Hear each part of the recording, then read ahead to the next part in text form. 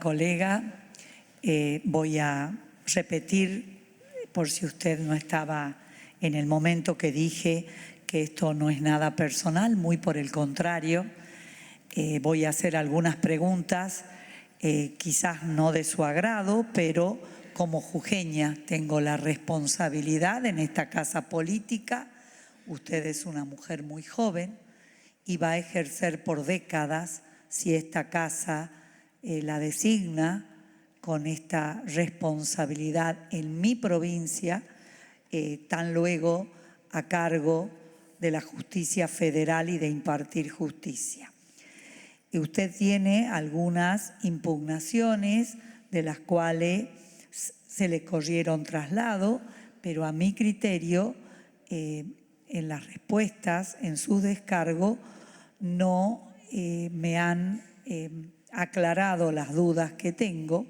Por ello voy a repreguntarle cuáles son las razones por las que usted, en una de sus impugnaciones, usted estando a cargo del juzgado, ordena la detención para indagar al ministro de Seguridad de la provincia. ¿Y por qué pregunto esto? Porque usted ordena la detención con el objeto de tomar la indagatoria. Y en vez de haber, a mi criterio, procedido a la inversa, porque solamente se justifica detener a una persona cuando hay algún indicio de que esta persona pueda abandonar la provincia o haya peligro de fuga o sea una persona peligrosa. Era el ministro de Seguridad. Y el motivo de donde usted ordena la detención es porque el ministro, cuando era jefe del servicio penitenciario de la provincia, recibe un permiso a un detenido sin tener el oficio firmado por el juez de la causa, ¿sí? Y lo que yo le pregunto es si usted tenía los elementos como juez subrogante para detener al ministro de Seguridad de la provincia, que alega otra cuestión en los medios periodísticos, que ya las voy a expresar, y usted lo libera sin tomar la indagatoria. ¿Cuál era la gravedad o cuál era la razón que la mueve a usted para tomar esta medida, que fue un escándalo nacional porque salió en todos los diarios? Lo libera sin tomar la indagatoria, porque si yo detengo a una persona para indagarla, a la tarde usted ordena la liberación. Me gustaría que me responda cuál fue la razón y luego procederé a la otra impugnación. Gracias. Bien. Acompañé dentro de la contestación los autos interlocutorios pertinentes donde se dan las explicaciones. El tema fue el siguiente. El ministro de Seguridad era un coronel del Ejército retirado, que en su momento, allá por julio del 2007 estamos hablando, y ubiquémonos en el año 2007-2008. Año 2008, en octubre recién sale la doctrina Díaz-Besone, donde se tiene que ver la obstaculización del proceso y que pueda obstaculizar el proceso o que no tuviera domicilio. Recién en esa fecha. Estamos acá en 21 de julio. El ministro de Seguridad del 2008, en 2007 era jefe del servicio penitenciario. Como jefe del servicio penitenciario tiene la custodia de todas las personas que están detenidas. Estando yo de turno, el 21 de julio me llaman y me informan que hay un robo calificado por uso de arma de fuego, robo a mano armada, por una persona que la tenían adentro de la casa y la policía había cercado el lugar. Entonces estaban esperando la orden de allanamiento y de detención para esa persona que vieron ingresar en esa casa. Mientras estaba haciendo la orden de allanamiento, que era inmediato, se dirige el jefe del servicio penitenciario, a posterior ministro de Justicia, toma el preso, lo saca de la casa y se lo lleva de vuelta al servicio penitenciario, obstaculizando la acción de la justicia en su momento. Lo que se investigó, en principio, fue el robo calificado, que después tuvo sentencia condenatoria, o sea que el hecho se comprobó, se corroboró. En relación a cómo salió, esa persona tenía salidas transitorias. Una salida transitoria por mes, que en el mes de julio la había usufructuado el día 3 de julio. Esa salida transitoria la daba la Cámara de Apelaciones, porque en ese momento no teníamos juzgado de ejecución en San Luis y la Cámara de Apelaciones, el mismo tribunal que dictaba la sentencia condenatoria, era el que seguía la ejecución de la sentencia.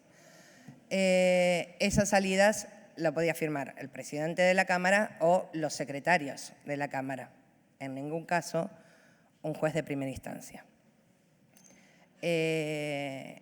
Cuando me dirijo al servicio penitenciario a revisar los archivos, me entregan, o sea, realizamos el secuestro de la salida transitoria que había tenido ese detenido en ese mes. Por ende, al 21 de julio no podía haber salido si no era con connivencia de jefatura del servicio penitenciario. El hecho de que estuviera ocupando un cargo podía ser de que la prueba desapareciera. El hecho de que no era de la provincia nos daba también el peligro de fuga. Estamos remontados al año 2008. Y el delito que se cometió era un delito de robo calificado con uso de arma de fuego, no era un delito menor. Eso fue lo que motivó la orden de detención para el llamado a indagatoria, que es lo que ordena tanto la Constitución provincial como el Código de Procedimientos Penal que se aplicaba en en San Luis al momento que estamos hablando. A la tarde se presenta el ministro de Seguridad con patrocinio jurídico, establece un domicilio en el lugar y viene Fiscalía de Estado también haciendo el cuestionamiento por qué se detuvo a un ministro. Como no estaba muy claro en la Constitución, teniendo ya el domicilio acreditado, no teniendo peligro de fuga y teniendo a la persona sujeta al proceso, que fue lo que hizo cuando vino y se presentó con un letrado, le di la libertad a posterior de pedir un informe a la legislatura y cambiando la fecha de la declaración indagatoria. Ese autointerlocutorio, los dos, fueron confirmados por Cámara porque después fueron apelados. Los dos fueron confirmados por Cámara. Indagatoria. No. Esa era mi pregunta.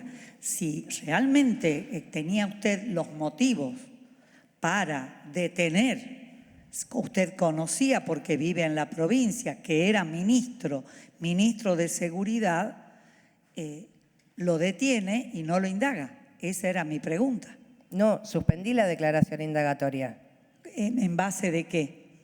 ¿Cuáles fueron las causas para suspenderla? Porque si usted tenía los elementos, doctora, para tomar una medida con esa gravedad, a ver, no porque sea un ciudadano común o un ministro, pero era el ministro de Seguridad de la provincia y no lo indaga y acto seguido usted misma lo libera, esa era mi pregunta.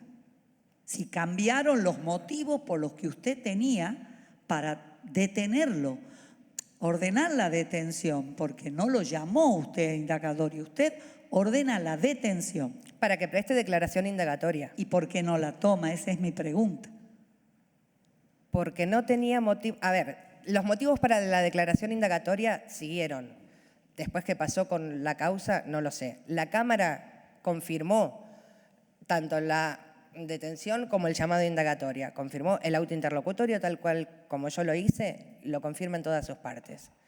En ese momento, cuando se ajusta el proceso, se presenta con letrado particular, me da domicilio y me dice que se va a acatar al proceso y que no se va a fugar, que va a seguir, no hay ningún tipo de riesgo, en principio, para ordenar la liberación y llamarlo después indagatoria.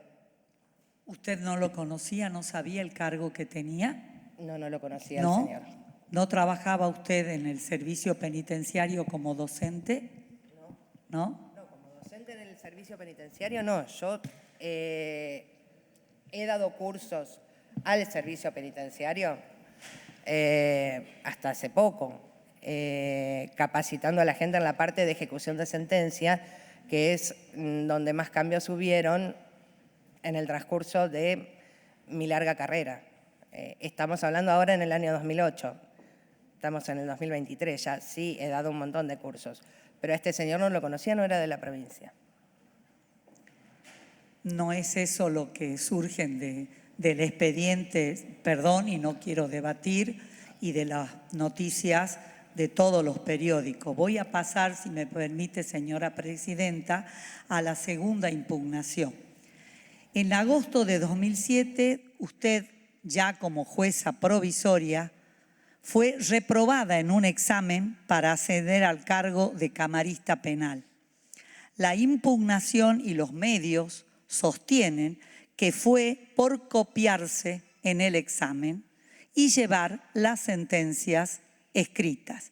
Quiero que usted, doctora, me diga qué elementos llevó usted, conociendo lo que la ley de concursos establece, qué elementos llevó usted a ese examen, si puede decirme, por favor. Lo que me está diciendo es de medios periodísticos, no es del concurso del Consejo de la Magistratura.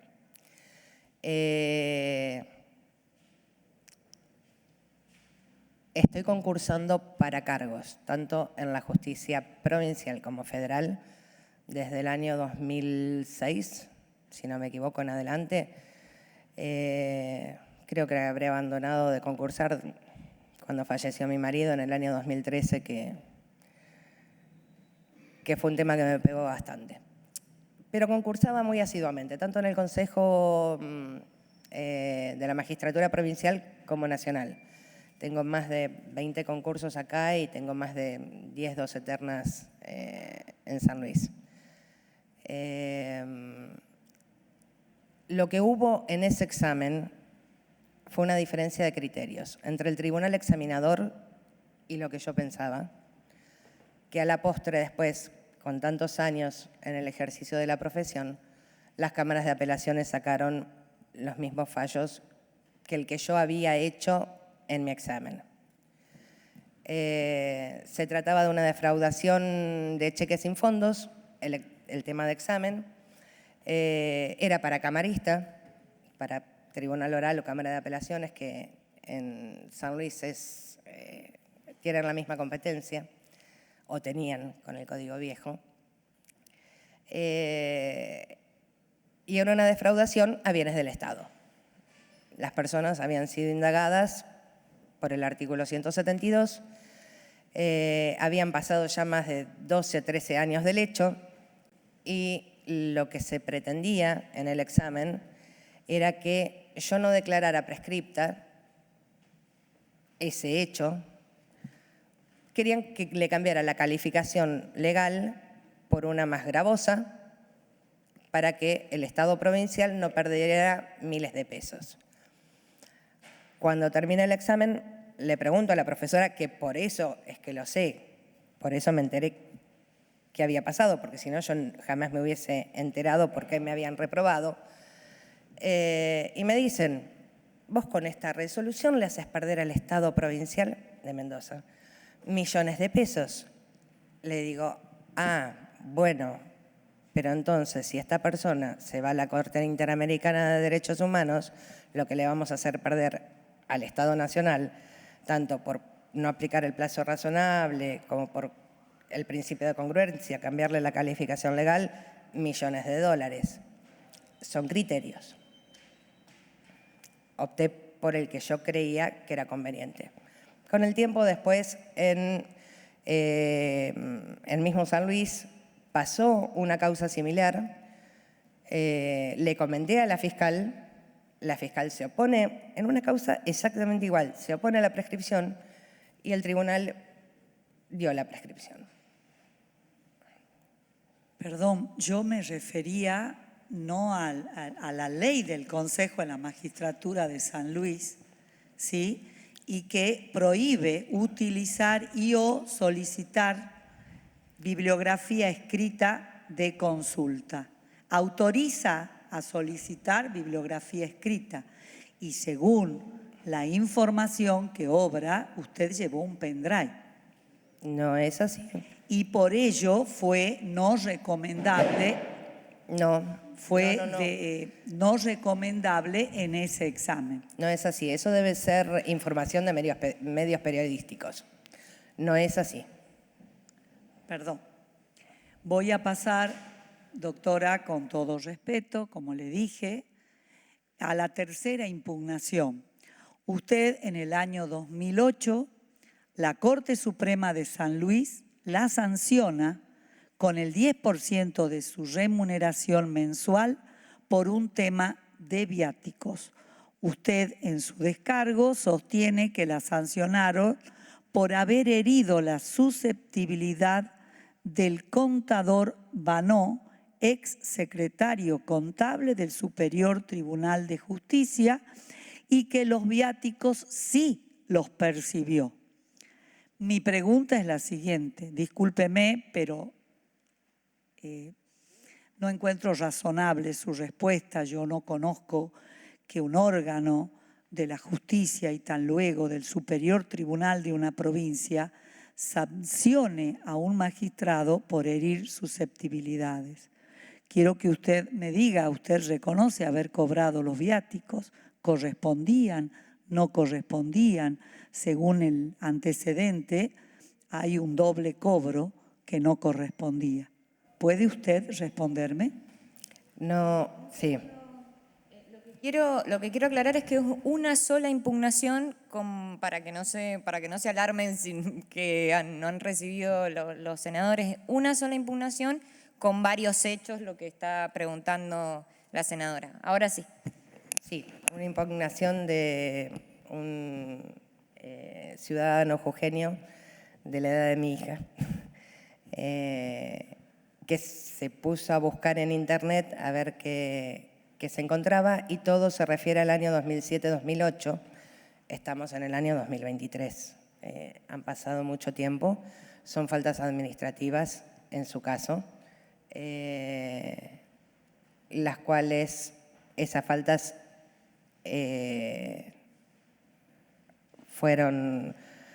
me sancionaron, las cumplimenté y pasaron 15 años ya de eso. No cobré viático doble. En el año 2007, estando en el juzgado de instrucción número 3, hemos tenido causas muy complejas, homicidios calificados muy complejos, y en ese momento no contábamos dentro de la provincia de San Luis con maquinaria específica para determinadas pericias que habían que hacer, como tenían acá en la provincia de Buenos Aires o Gendarmería.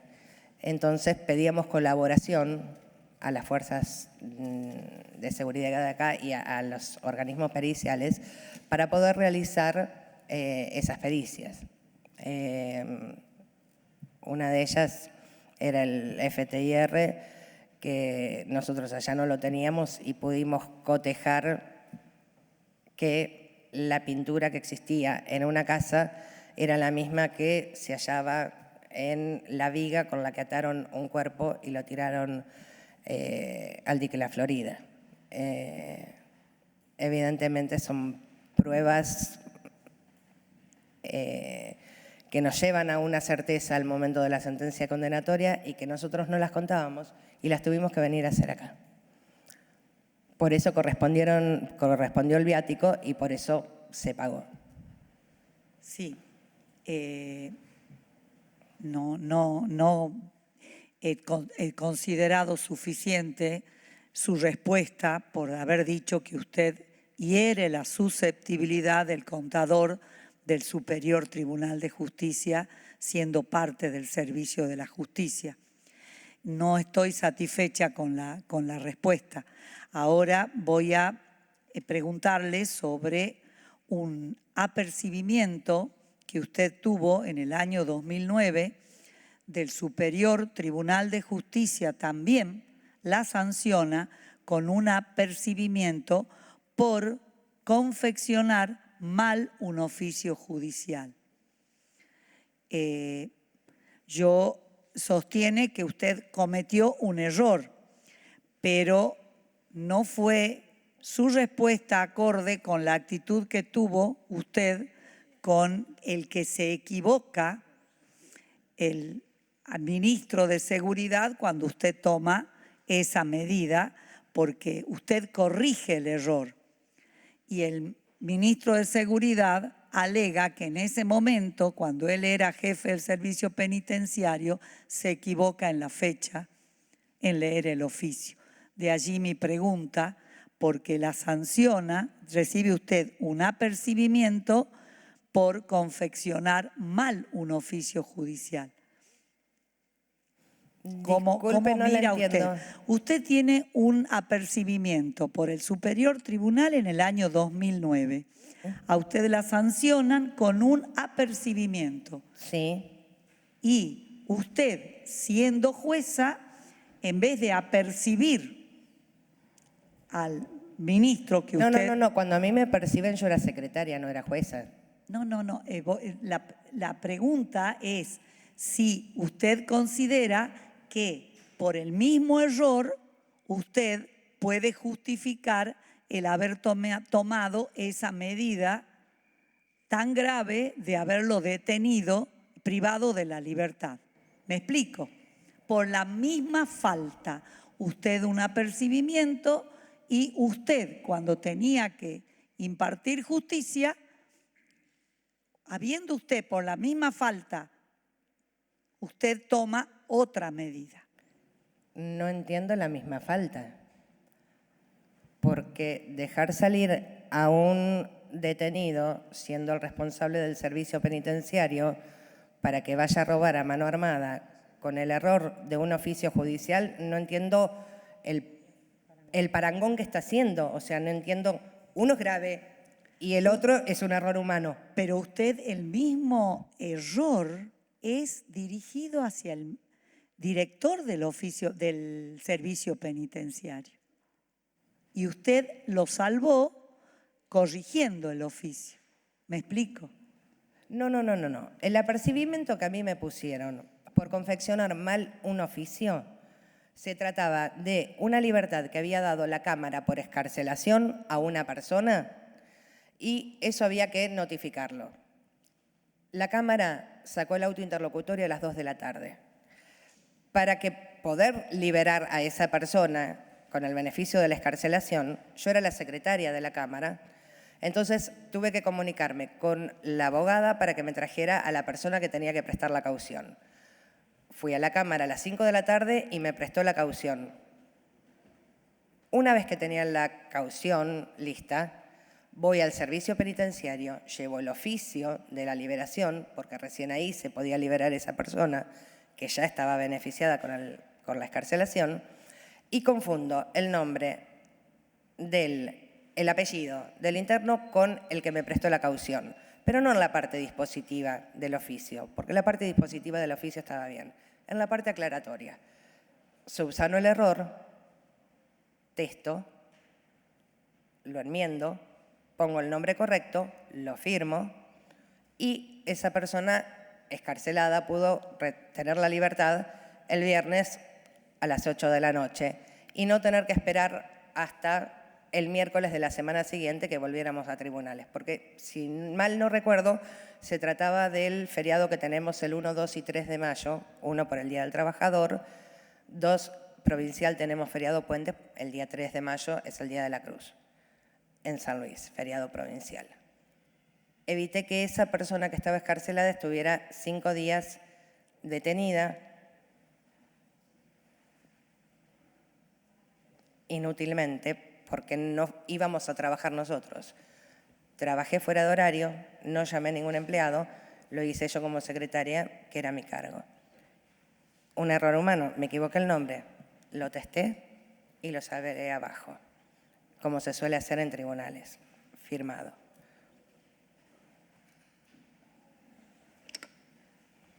Perdón, y la última, prometo. No fue motivo de impugnación, pero me preocupé muchísimo porque lo leí en los medios, no el que usted dice un jujeño que la impugna. Yo lo leí porque, le reitero, doctora, me interesé en ver su perfil, porque si este cuerpo lo considera, usted va a impartir justicia en mi provincia. En 2 medios de prensa leí que usted tenía como costumbre portar y ostentar visiblemente armas de fuego. Concretamente, quería ingresar al servicio penitenciario con el arma y el exministro de Seguridad de San Luis, que usted detuvo, nunca se lo permitió, y es lo que él alega, y voy a leer el medio, abril del 2008, periodistas en la red. Hoy le pedirán al fiscal Lutens que actúe por el delito de portación de armas. Presidente del Colegio de Abogados. El arma que porta la jueza sin autorización del RENAR es una Versa Thunder 9 milímetros que pidió a la policía.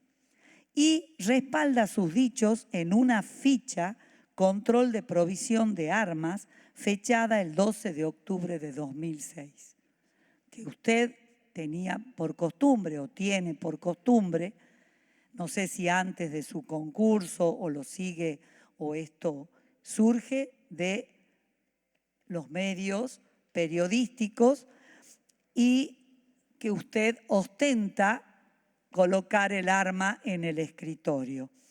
Les recuerdo que la ley del servicio penitenciario de San Luis, en el artículo 140, no permite ostentar ostensiblemente armas al personal del servicio penitenciario estratégico o de conducción. Y solamente el artículo 6 se permite usar el arma al personal ante una situación excepcional de legítima defensa y que tiende que ser agente penitenciario quien vela por la seguridad de los internos. Yo le pregunto, doctora, ¿en algún otro ámbito alguna vez usted portó ostensiblemente un arma cuando ejerció como capacitadora?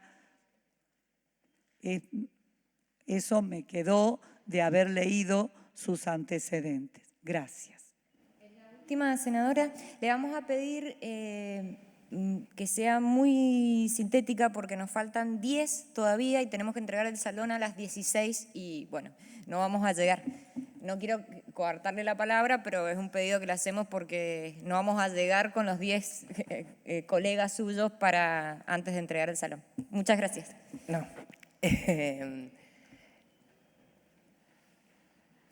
En determinado momento he tenido portación de armas. Por el cargo que tengo lo puedo tener. Cuando nos enseñan o nos instruyen al manejo de armas, he hecho varios cursos y he dictado varios cursos también en relación al tema.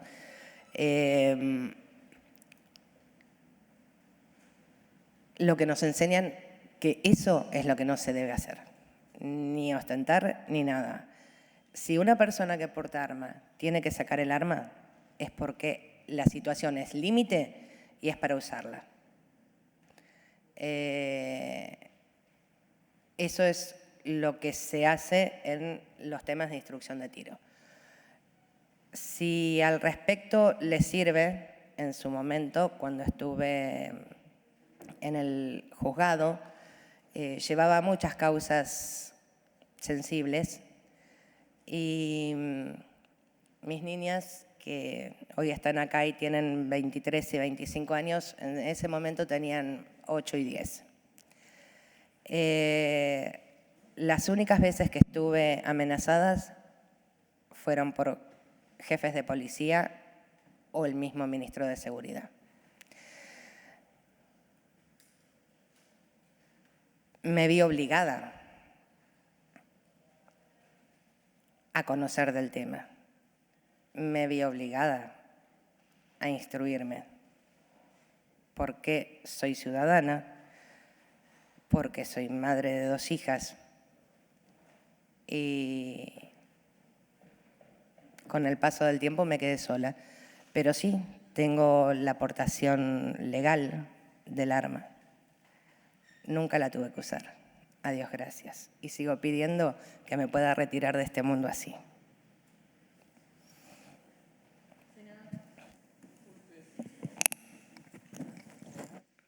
Usted dice que se sintió amenazada por el ministro de Seguridad, al que después hizo detener por otra cosa.